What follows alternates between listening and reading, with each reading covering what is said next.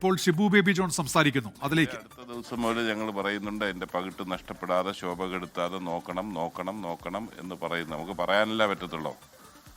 ചെയ്യേണ്ടിയ ഒരു കാര്യങ്ങൾ ചെയ്യേണ്ട സമയത്ത് ചെയ്യാതെ വന്നാൽ ഞങ്ങൾക്ക് എന്ത് ചെയ്യാനൊക്കും? ജനവികാരം അല്ലെങ്കിൽ ജനം ഇത്ര ഉജ്ജ്വലമായൊരു വിജയം തന്നവർ ഇപ്പോൾ നമ്മളെ എങ്ങനെയാണ് കാണുന്നതെന്ന് എല്ലാവരും ചിന്തിക്കട്ടെ എന്നേ പറയാനുള്ളൂ. എനിക്ക് പുറത്തിറങ്ങാൻ കഴിയുന്നുണ്ട്, അതിന് കുഴപ്പമൊന്നുമില്ല.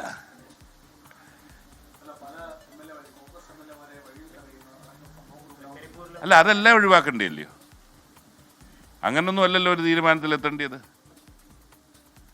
അങ്ങനെ സംഭവം ഉണ്ടായെങ്കിൽ അതും തെറ്റാണ്. ഒരു തെറ്റിന് മറ്റൊരു തെറ്റ് എന്നുള്ള നിലയിൽ പോകുന്നതാണല്ലോ ജനങ്ങൾക്ക് അവമതിപ്പുണ്ടാകുന്നത്. അതുകൊണ്ട് അതിലേക്ക് ആ സാഹചര്യം അതിലേക്ക് എത്താതെ നേതൃത്വം നോക്കേണ്ടിയിരുന്നു. പക്ഷെ നിർഭാഗ്യവശാൽ നോക്കിയില്ല. ഇന്നിപ്പോൾ 10ാം ദിവസമാണ് റിസൾട്ട് വന്നിട്ട്. ദൗർഭാഗ്യകരമാണ് എന്ന് മാത്രമേ പറയാനുള്ളൂ.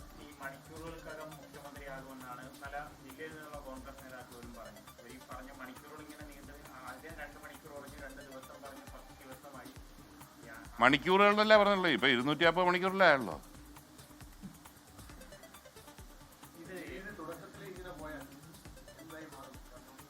അല്ലല്ല, അങ്ങനെ പ്രതീക്ഷ നഷ്ടപ്പെടേണ്ട സാഹചര്യം ഉണ്ടെന്നൊന്നും എനിക്ക് തോന്നുന്നില്ല.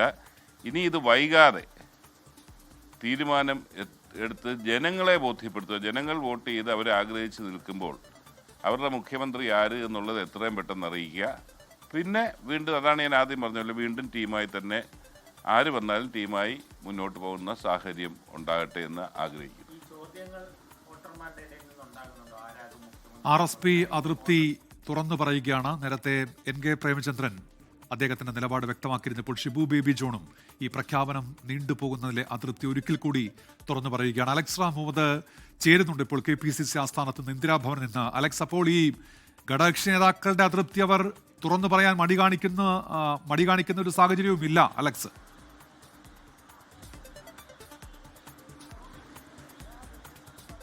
ഉന്മേഷ ഐക്യ ജനാധിപത്യ മുന്നണിയാണ്. അതായത് ഐക്യത്തോടു കൂടി പോകേണ്ട ഒരു സമയമാണ് അവരെ സംബന്ധിച്ച്. അത് സർക്കാർ രൂപീകരിച്ചിട്ടില്ല, മുഖ്യമന്ത്രി ആരാണെന്ന് തീരുമാനിച്ചിട്ടില്ല. ഇതിലേക്കൊക്കെ കടക്കുന്നതിന് മുമ്പ് തന്നെ ഘടകകക്ഷികളിൽ വലിയ തോതിൽ അതൃപ്തി അവർ പരസ്യമാക്കുന്നു എന്നുള്ളതാണ്.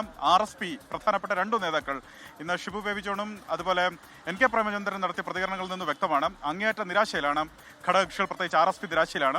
മുസ്ലിം ലീഗ് കഴിഞ്ഞ ദിവസങ്ങളിൽ തന്നെ അവർക്ക് പൊതുമധ്യത്തിൽ ഇറങ്ങാൻ വയ്യ, അണികളെ നേരിട്ട് കാണാൻ പറ്റാത്ത സാഹചര്യമുണ്ടെന്ന് ലീഗിന്റെ ഒരു ജില്ലാ സെക്രട്ടറി പ്രതികരിക്കുന്നത് കണ്ടു. ആ വിധത്തിൽ ഘടകകക്ഷികൾക്ക് പോലും പുറത്തിറങ്ങാൻ പറ്റാത്ത സാഹചര്യമുണ്ട് കോൺഗ്രസ് അവരുടെ മുഖ്യമന്ത്രിയെ തീരുമാനിക്കാത്തതിൽ എന്നുള്ളതാണ് ഏറ്റവും പ്രധാനപ്പെട്ട കാര്യം.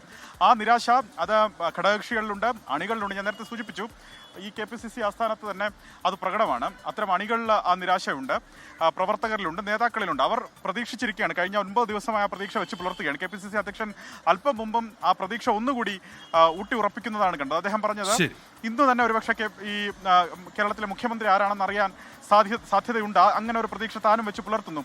ചർച്ചകൾ ഏറെക്കുറെ അന്തിമഘട്ടത്തിലാണെന്നാണ് അദ്ദേഹം വ്യക്തമാക്കിയത്. ആ പ്രതീക്ഷ വെച്ച് പുലർത്തുന്നു. ഈ 3 നേതാക്കളും പ്രധാനമായും VD സതീശൻ, KC വേണുഗോപാൽ, രമേശ് ചെന്നിത്തല ഒരുപോലെ പ്രതീക്ഷ വെച്ച് പുലർത്തുന്നു എന്നുള്ളതാണ്. അവരുടെ ക്യാമ്പുകളും പ്രതീക്ഷ വെച്ച് പുലർത്തും. പക്ഷേ കടുത്ത നിരാശയിലാണ് അണികളും അതുപോലെ പ്രവർത്തകരും പ്രധാനപ്പെട്ട നേതാക്കളും ഘടകകക്ഷികളുമെല്ലാം. ശരി, അലക്സ് റാം മുഹമ്മദാണ് KPCC ആസ്ഥാനത്ത് നിന്ന് വിവരങ്ങൾ നൽകിയത്.